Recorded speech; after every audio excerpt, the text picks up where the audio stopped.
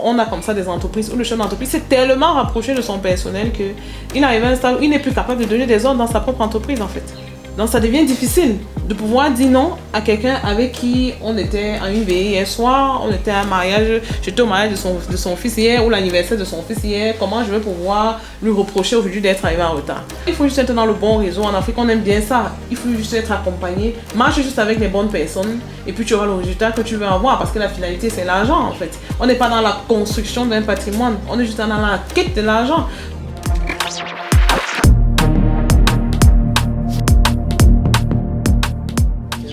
Selon vous, les difficultés majeures que rencontrent également les porteurs de projets, selon vous, en dehors de ces difficultés d'obtention de financement, dans l'absence de formation des chefs d'entreprise et même des jeunes start-up, quelles sont les autres difficultés qu'ils rencontrent?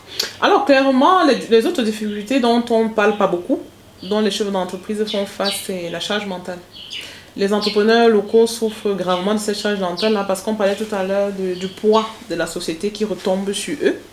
Ça vient comme ça les empêcher de déployer leur plein potentiel à faire grandir leurs entreprises au quotidien. Okay?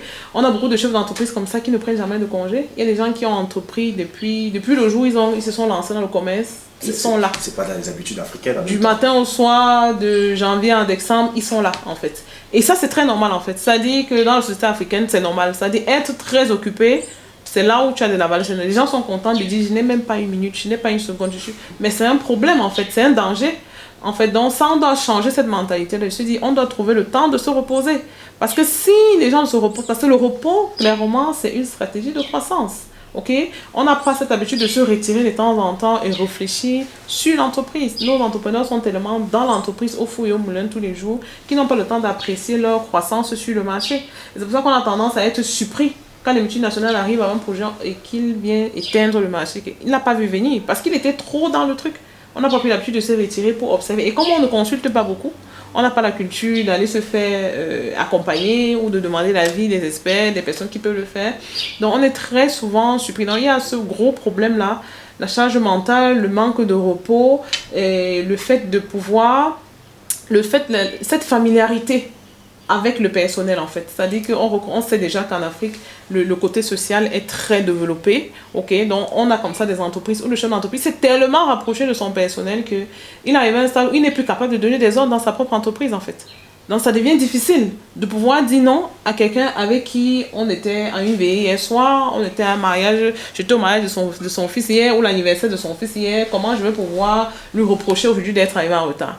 Donc il y a on a tellement mélangé la vie privée de la vie professionnelle que beaucoup de chefs d'entreprise qui viennent même nous consulter aujourd'hui n'arrivent plus à faire passer le message dans leur propre entreprise. Donc, et bon, là, nous, on intervient parce que parfois, il faut reformer l'équipe. On se rend compte que cette stratégie, cette façon de faire qu'on faisait jusqu'ici, ça ne marche pas. Il faut la corriger. Lui n'arrive pas à faire passer le message, mais nous, on le fait pour lui, en fait. Donc, nous, on vient en tant qu'externe et on organise des sessions de formation. On fait des renforcements des capacités du personnel. On attire leur attention sur les manquements. On essaie un peu d'actualiser leur savoir-faire au quotidien. Donc voilà un peu des freins comme ça. Donc, ça veut dire, imaginez un chef d'entreprise qui n'a pas ce réflexe de se dire, je vais consulter. Bien le courage de dire, je vais me faire accompagner. Bon, il va rester dans cet environnement-là éternellement. En fait, l'entreprise, elle régresse. Hein. Elle régresse parce que quand le chef d'entreprise perd son contrôle sur son entreprise, c'est le début de la fin. C'est-à-dire, si on ne peut plus reprocher quelque chose à un employé, c'est le début de la fin. Donc, et ça va aller même jusqu'au niveau des clients. C'est-à-dire, avec les clients, on a des méthodes de travail qui font que... Donc, voilà autant de choses sur lesquelles nos entrepreneurs doivent devoir travailler si on rêve d'être compétitif. La satisfaction client, la gestion du personnel et la vision de croissance qui manque cruellement. Et ça, ce sont des choses qu'on n'achète pas en fait. C'est une mentalité, c'est un concept qu'il faut développer et travailler pour. Et là, on va embrayer pour faire une sorte d'étude comparative entre ces jeunes qui ont accès à l'information, à la formation qui se font désormais en ligne. Étant au Cameroun, on peut bénéficier d'une formation qui est ici depuis les États-Unis, même depuis l'Allemagne. Mais comment ces jeunes entrepreneurs n'arrivent pas à bâtir des empires susceptibles de générer beaucoup de bénéfices comme leurs prédécesseurs d'autrefois qui étaient privés de tant de facilité et qui jusqu'à présent restent des mastodontes dans la matière? Ouais. Ouais, ça c'est quand même curieux. Oui, effectivement, on vit quand même à l'ère de l'information. Tout est accessible aujourd'hui avec les réseaux sociaux, on a accès à tout. Tous les meilleurs livres de marketing sont en ligne, les meilleurs livres de vente, les stratégies sont distribuées sur les réseaux, les vidéos sont faites. Mais bizarrement, on a l'impression que ça se traîne, justement.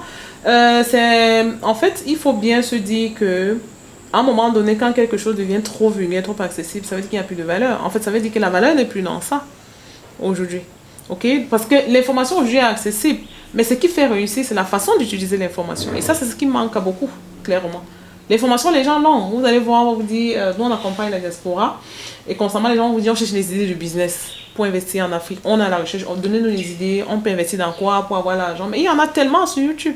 Il y a tellement de YouTubeurs qui parlent des idées. Mais pourquoi est-ce que ça ne marche pas en fait? Parce que le problème, c'est pas l'idée. Parce que l'idée, c'est une fois que l'information, voilà, tout le monde a la même information au même moment. Bon, maintenant, qu'est-ce qui va démarquer les uns des autres? C'est la façon de se servir de l'information. Et c'est là le véritable challenge des porteurs de projets aujourd'hui.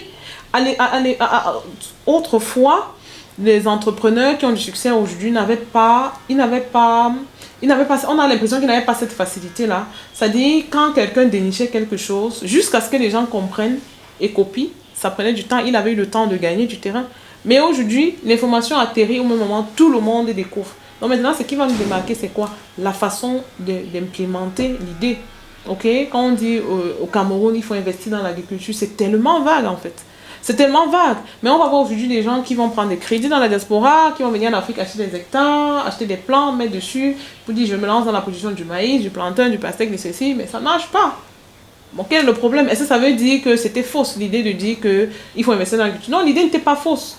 Mais sauf que ce que les gens doivent comprendre, c'est que quand on vous dit qu'il faut investir dans l'agriculture, c'est juste comme une sonnette d'alarme. Mais ça ne suffit pas, clairement, pour réussir dans ce projet. Donc aujourd'hui, quelqu'un qui a le souci de véritablement grandir doit se poser d'autres questions. Investir comment? De quelle façon? Et là, ça demande de se faire accompagner. Ou alors de faire une vraie étude de terrain, de vraiment rentrer sur le terrain. Mais là, en ce moment-là, tu finances toi-même ta formation, en fait. C'est-à-dire, parce que on te donne l'information maintenant et que tu sois capable d'utiliser l'information, ça demande une autre compétence. En fait, et c'est ceux qui ont compris qu'il me faut aller chercher cette autre compétence-là pour valoriser l'idée que j'ai reçue. C'est eux qui finissent par s'en sortir. Ça veut dire quoi? Si je suis trop malin et que je veux prendre le raccourci, je cherche quelqu'un qui m'accompagne et qui me dit, bon, moi, je suis passionné par l'agriculture. Il paraît que l'agriculture, moi, comment je fais? Voilà mes ressources, voilà mes trucs. OK?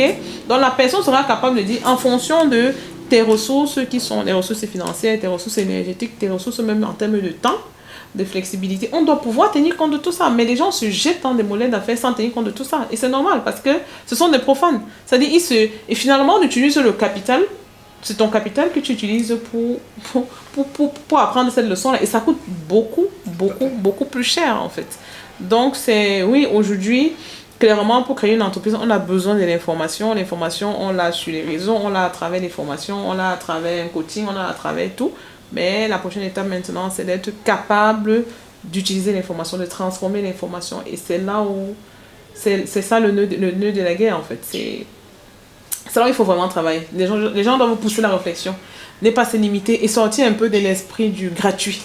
Parce que ça nous tue vraiment gravement, nous les Africains. On a du mal, en fait. On a un retard incroyable sur les investisseurs anglais, par exemple. On est toujours dans l'esprit de « je cherche l'information gratuite ». Donc, on se dit, quand quelqu'un m'a dit qu'au Cameroun, il faut investir dans l'immobilier, en fait, pour lui, il prend ça tellement au sérieux, mais ce n'est pas un secret. C'est-à-dire, il met tellement le focus sur ça. Ah, j'ai l'information, je vais aller m'endetter, je vais donc venir investir dans l'immobilier. Mais là où il fallait d'abord investir, c'est dans la qualité de l'information que tu as reçue. Investir comment? De quelle façon? Je gagne l'argent comment? Parce qu'il faut juste que les gens se disent, mais tant que je n'ai pas compris comment je vais gagner l'argent avec ce projet-là, je ne mets pas mon argent dedans. Ça, c'est aussi simple que ça, en fait. Mais sauf que cette partie-là n'est pas gratuite. Sur le comment? Le comment, de comprendre comment est-ce que ça va me donner l'argent. Pour avoir, il faut payer. Par exemple, c'est ce que nous on fait. Nous, on a un cabinet d'études. Ça veut dire que si quelqu'un vient qui nous dit, moi, je veux me lancer dans l'immobilier, je veux gagner l'argent avec l'immobilier, on va devoir faire des calculs, des études de terrain d'abord, on va devoir lui faire des calculs et lui prouver si oui ou non, ce sera rentable ou pas, ou bien dans combien de temps. Et en fait, c'est une feuille de route. Ça veut dire, au moins à ton niveau, tu dois pouvoir comprendre, voilà les prévisions qui sont derrière, voilà comment je vais gagner l'argent avec. Mais c'est fou de voir à quel point les gens, tu tu te jettes, les gens mettent des sommes incroyables dans ce qu'ils n'ont pas compris. On le voit aussi, et ça c'est plus chez les mamans entrepreneurs. Elles ont cette tendance à se dire, ah, on va c'est la tendance aux cosmétiques, en fait. Donc, on va trouver des produits, on va voir les gens qui fabriquent, on va porter des cartons de produits cosmétiques, venir stocker dans la maison avant de réfléchir comment je vais vendre. Mais ça n'a aucun sens. Le plus dur dans n'importe quel business, c'est de vendre, en fait. C'est-à-dire comment l'argent va rentrer, comment je vais faire pour gagner de l'argent avec, ok? Donc, et c'est ça qu'il faut travailler. Mais les gens, une fois de plus, on veut brûler les étapes. C'est-à-dire, dès que je lis, on se dit, ah, j'ai le nœud du truc. Mais non, il faut se dire, quand quelque chose est déjà vulgaire, tout ce qui est vulgaire, tout ce qui est accessible, ça veut dire que la valeur est ailleurs, en fait. Il faut la chercher ailleurs. Justement, les capitaines d'industrie d'autrefois, de l'époque, pas de cette époque-ci, et ils n'avaient pas ces facilités-là, ils n'avaient pas d'accompagnement, ils n'avaient pas de formation, l'information était rare. La seule force qu'ils avaient, c'était leurs idées et qui jusqu'à présent ont marché. Ne pensez-vous pas que les jeunes entrepreneurs de maintenant s'inspirent par mimétisme de ces capitaines-là en disant que s'il y avait que ça marché, pourquoi est-ce que ça ne marcherait pas avec nous? Donc, plutôt au contraire, parce que j'ai plutôt l'impression que nous, nos jeunes aujourd'hui, le fait qu'il y ait trop d'informations, ça distrait beaucoup. Donc, nous, on a vraiment notre époque, on a cette malchance d'avoir trop d'informations. Et de distractions. Ça distrait beaucoup. Parce que eux, la chance qu'ils avaient à l'époque, c'est qu'ils n'avaient pas trop d'infos. Le peu d'infos, ils se concentraient dessus et ils n'avaient pas d'autres options. Mais aujourd'hui, quand vous démarrez un projet, demain, on vous dit qu'il y a une nouvelle tendance qui est sortie, il y a un projet, il y a une nouvelle stratégie qui permet de gagner beaucoup plus. On est tenté à vouloir réessayer cette autre stratégie. Ça ne marche pas, on réessaye. Finalement, on ne sait plus où on est. On démarre un projet dans l'agriculture, après on se dit non, c'est l'immobilier qui était mieux. On va écouter une vidéo sur l'immobilier, on se dit ah, c'est plutôt là-bas. On met l'argent dans l'immobilier, on se dit ah non, la transformation agricole, il faut produire les plantains, il faut faire les arachides, il faut faire ceci. Ah non, je vais mettre. Donc l'excès d'information finalement vient distraire les gens. Donc raison de plus encore pour avoir un canevas, pour canaliser toutes ces idées-là. Et c'est un peu ça le rôle, une fois de plus, qu'on vient jouer, de se dire, toi, en fait, pour te lancer dans une idée, on doit pouvoir tenir compte de ton statut social, de tes ressources financières, familiales et tout ce qui va avec. Et être accompagné tel comme ça, à te canaliser aussi, parce qu'à chaque fois, on te rappelle quel est l'objectif qu'on poursuit. Okay? De prendre conscience du fait que tu n'as pas assez de ressources pour se lancer dans ce que tu veux te lancer. Parce que seulement, on ne se limite pas à maintenant, on regarde toujours l'étape d'après. Bon, et l'étape d'après, qu'est-ce qui va se passer, en fait? Parce que nous, quand on développe les projets, on va aller au moins sur les 3 prochaines étapes. On doit pouvoir maîtriser au moins les 3 prochaines étapes. Et c'est rassurer que les ressources qu'on a vont pouvoir nous amener au moins jusqu'à ces niveaux-là, en fait. Mais quand on se lance seul, on est limité parce qu'on a maintenant. C'est-à-dire, on se dit que là, je vais démarrer et je vais voir après. Mais le voir après, c'est très délicat. Donc oui, effectivement, avant, les gens pouvaient se concentrer et développer leur idée. Si ça marchait, ça marchait. Mais aujourd'hui, on est beaucoup trop distrait par la communication. Et aujourd'hui, la communication est ouverte à tous. Aujourd'hui, sur les réseaux, tout le monde parle. Tout le monde a la parole, en fait. Donc, il suffit que quelqu'un soit capable de bien parler pour qu'on puisse tomber même dans son piège, en fait. C'est-à-dire que ça peut paraître cohérent, ce que les gens disent, mais pas forcément fondé. Ok, donc il y a ce problème. Et comme on est dans une ère aussi où les gens sont trop pressés, on est très impatient. Donc ça veut dire qu'on aura tendance, si quelqu'un vient dire, ok, voilà les étapes qu'il faut suivre, ça paraît long. Quelqu'un d'autre vient dire que non, en faisant comme ça, on l'a en 2 mois plutôt que d'aller le faire en 9 mois. Bon, clairement, on va poursuivre celui qui fait en 2 mois parce qu'on est tous pressés de devenir riches.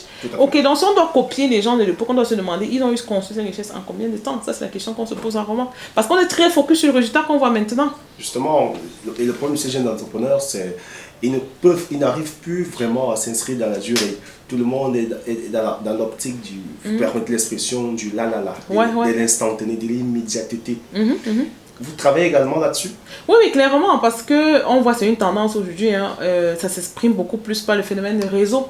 Vous allez voir quelqu'un qui entreprend, on va lui dire que non, tu vois, il faut juste être dans le bon réseau. Ok? C'est-à-dire quand on a, d'un côté, nous on vous dit, il faut un plan, il faut une stratégie, il faut une logique, il faut des outils. De l'autre côté, on vous dit non, il faut juste être dans le bon réseau. En Afrique, on aime bien ça. Il faut juste être accompagné. Marche juste avec les bonnes personnes et puis tu auras le résultat que tu veux avoir parce que la finalité, c'est l'argent en fait. On n'est pas dans la construction d'un patrimoine. On est juste dans la quête de l'argent. Donc, du coup, on va voir des gens comme ça. Par exemple, chez nous, les frais d'ouverture de dossier, c'est par exemple 25 000 francs. Il y a des gens qui vont vous dire, ah, moi, je trouve que c'est trop cher. Je préfère, par exemple, il y a un événement business qui arrive, ou peut-être, je sais pas, peut-être Dangote, on peut prendre cet exemple-là, sera là, ou bien, je sais pas moi trop quoi, quel grand homme d'affaires qui a réussi, qui est milliardaire sera là. Je préfère me battre, je m'endette, à tout faire pour être à cet événement-là, pour me rapprocher de lui, parce qu'on va te dire, il faut créer ton réseau, mais sérieusement, avec ce niveau de mindset, quelqu'un qui démarre son projet, quand vous vous retrouvez dans un événement, même avec le président de la République, ça dit que vous avez le numéro de téléphone du président de la République, de tous les ministres dans votre téléphone, ça vous avance de combien? De rien en fait. Ça n'avance pas de grand chose parce que le décalage de raisonnement est tellement grand que, en général, quand on ressort de ce type d'événement, c'est soit on est frustré au point où on a juste envie d'abandonner, soit on se dit il faut voler carrément, c'est-à-dire brûler tellement d'étapes et se retrouver à faire des choses qu'on n'avait pas prévu de faire. Donc ça, c'est un très gros danger. Nous les personnes que nous accompagnons, on attire leur attention sur ça. Il faut la croissance, il faut protéger même sa croissance, il faut protéger même sa réussite. Ok, il faut protéger son mindset. C'est-à-dire, quand on se lance en entrepreneuriat, on n'est pas forcément prêt à marcher avec ceux qui font déjà le milliard. Et ça, c'est une forme d'humilité aussi. De reconnaître que, parce que ce que les gens doivent comprendre, c'est que quand on va à ces événements business, dites-vous que les milliardaires qui viennent là-bas viennent aussi chercher quelque chose. Et ça, ce n'est jamais nous. Ce n'est jamais les startups, ce n'est jamais les personnes qui ne font pas le milliard. Eux, ils aspirent à beaucoup plus grand que ça. Donc, c'est dit que je vais me battre, moi qui ne fais rien, qui n'existe même pas encore, je n'ai même pas lancé mon projet, mais je me dis qu'en allant là-bas me battre et prendre son numéro de téléphone, ça va pouvoir... Mais quel est l'intérêt que lui, il aura à travailler avec toi, en fait? Donc, c'est toujours une question d'humilité. Se dire, moi, qu'est-ce que j'ai à donner, en fait? Si on commence à se poser les bonnes questions, on évitera de tomber dans ce piège. Oui, quand on paye le ticket, on entre, mais lui, sérieusement, un homme d'affaires qui fait le milliard, moi, toi, tu apportes quoi? Qu'est-ce que tu peux lui apporter concrètement? Des idées. Quel genre d'idées, en fait? Donc, tu n'es même pas encore intéressant. Donc, en fait, tu n'as rien à faire, là, en fait. Donc, il faut faire ses classes. Accepter que là, je suis encore à la maternelle. Je dois faire mes preuves. Je dois construire quelque chose. Et quand ça commence à avoir du potentiel, le jour où on le rencontre, cette personne, et qu'on lui dit, voilà ce que moi j'ai fait. Parce que, en général, c'est des gens, ils ont déjà fait le chemin. Donc, ils savent voir des affaires qui ont du potentiel. Parce qu'ils sont passés par là. Ils ont fait leur classe, ils sont passés par là, ils savent reconnaître des projets qui ont du potentiel. Et là, on peut être intéressant. Ils peuvent même être intéressés à investir dans ces projets. Ok? Parce que c'est des gens qui comprennent qu'on peut avoir besoin de financement, on peut avoir besoin d'un coup de pouce. Ils sont passés par là, en fait. Les gens, on parle là vraiment des entrepreneurs qui se sont construits, qui ont une croissance logique. Ces personnes-là, quand on les approche, en ayant quelque chose qu'on a commencé à conduire, on devient beaucoup plus intéressant. Mais si on est dans la logique de se créer le réseau, et malheureusement, nous, Africains, on est forts en ça. Hein. On se dit toujours, on va chercher le... Je vais parce que je vais profiter de lui. En général, on n'a pas grand-chose à offrir. Mais là, ça ne marche pas, en fait. Donc, si on commence à se dire, il faut que je me batte pour devenir intéressant pour...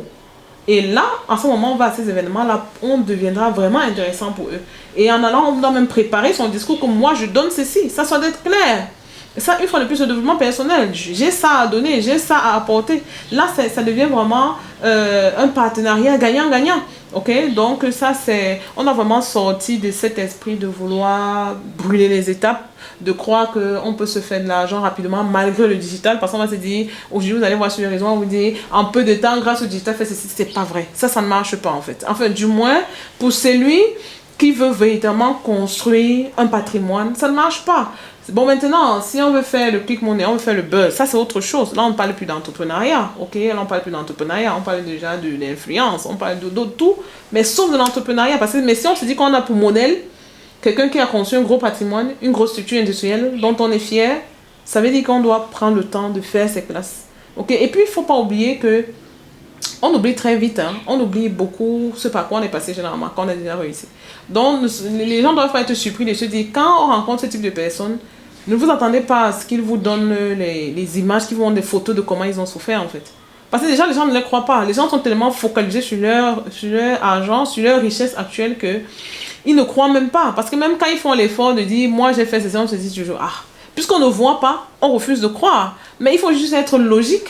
Ok, certes, on va vous dire non, ils ont eu des facilités pour les banques, mais même pour devenir intéressant pour les banques, ils ont dû faire quand même une partie du travail. Il y a eu un sacrifice de base qu'ils ont fait pour être intéressant pour les banques. Donc, en gros, voilà. Donc, clairement, pour nous, que ce soit les startups, les mamans entrepreneurs, les entrepreneurs, hommes et tout ça, il y a un travail à faire en fait. Et en Afrique, il est urgent aujourd'hui. C'est-à-dire si on se dit qu'on veut faire partie du game, parce qu'il se dit bien que l'Afrique est le prochain Eldorado économique.